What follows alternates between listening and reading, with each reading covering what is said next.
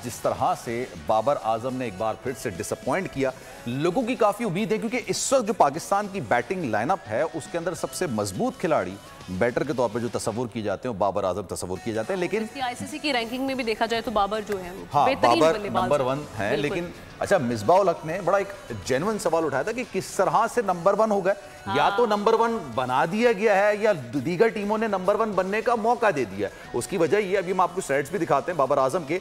साल 2022 में जो T20 जो एशिया कप हुआ था, फिर जो वर्ल्ड कप हुआ था, फिर उसमें किसी भी बड़ी टीम के खिलाफ उन्होंने कोई स्कोर नहीं किया सिवाय नेपाल के हटा दें। अगर नेपाल के 151 उन्होंने स्कोर किया था, अगर वो मैं हटा दूं और उसके बाद उनको आपके स्टैट्स दिखाए जाएं तो जनाब वो 14 या 15 की एवरेज से उन्होंने रन्स बनाए हैं। अभी भी उन्होंने वार्म अप मैच में ऑस्ट्रेलिया के अगेंस्ट कर लिया, लेकिन जो हमारे पहले 2 मैचेस जो ऑब्वियसली जो हमारा आगाज था उसमें बाबर आजम ने डेविड वार्नर बॉलिंग कर रहे थे। वो डेविड वार्नर बॉलर नहीं है। आई थिंक सो कि लक भी मैटर करती है। कुछ लोगों के सितारे बाजू का चमक रहे होते हैं, उस तरह नहीं उन्हें खेलने का मौका मिला, लेकिन नंबर 1 बैट्समैन तो वो बन गए ना। हाँ, नंबर 1 बैट्समैन है, लेकिन अगेन उनके बारे में बहुत सारी चीजें जो उनकी नाक़िद हैं। ऑनेस्ट बताऊं, देख एक बड़ा जेन्युइन सवाल किसी ने किया था। वो कहता कि जनाब ये जो रूट इंग्लैंड के बड़े बेहतरीन किस्म के खिलाड़ी हैं वो नंबर 1 पे क्यों नहीं आते।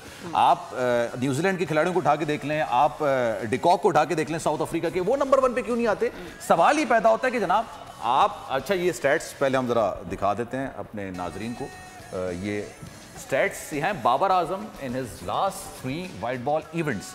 ये इवेंट्स हैं एशिया कप 2022। अगर इसको जरा करीब से जाके देखें ना तो उन्होंने इंडिया के खिलाफ 10 रन बनाए थे, हांगकांग के खिलाफ 9 रन बनाए, फिर इंडिया के खिलाफ मैच हुआ तो 14 रन बनाए, अफगानिस्तान के खिलाफ 0 रन बनाए, श्रीलंका के खिलाफ 30 और फिर श्रीलंका से जब मुकाबला हुआ तो 5 रन बनाए। उसके बाद फिर एशिया कप 2023 में नेपाल के खिलाफ उन्होंने 151 रन बनाए थे, बांग्लादेश के खिलाफ 17, इंडिया के खिलाफ 10 और श्रीलंका के खिलाफ 29 रन बनाए थे। T20 की बात कर लें तो T20 में India, Zimbabwe, Netherland, South Africa, Bangladesh, New Zealand और इंग्लैंड, ये तमाम चीजें जो हैं वो उन्होंने बनाए। अगर मैं इसमें नेपाल की हटा दूं ना, नहीं तो 17 इनिंग खेली है उन्होंने, 204 रन बनाए 12 की एवरेज से, जिसमें 150 शामिल है।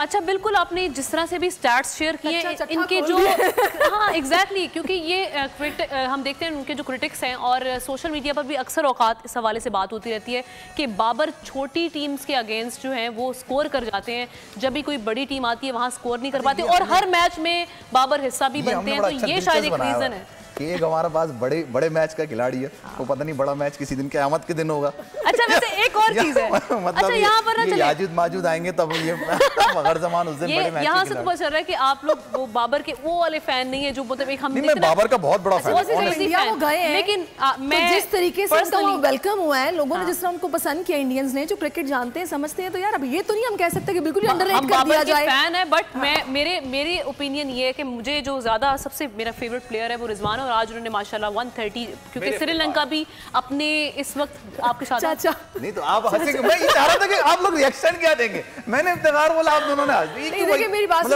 डिसेंट इनिंग्स खेली है, कोई शक नहीं इसमें कि उनको भी अप्रिशिएट करना चाहिए। ऑब्वियसली अगर वो ना एंड में जमकर छक्का चौका को लगाते तो फिर हम कैसे जीत सकते। सब्सक्राइब करें और बेल दबाएं ताकि कोई खबर रह न जाए।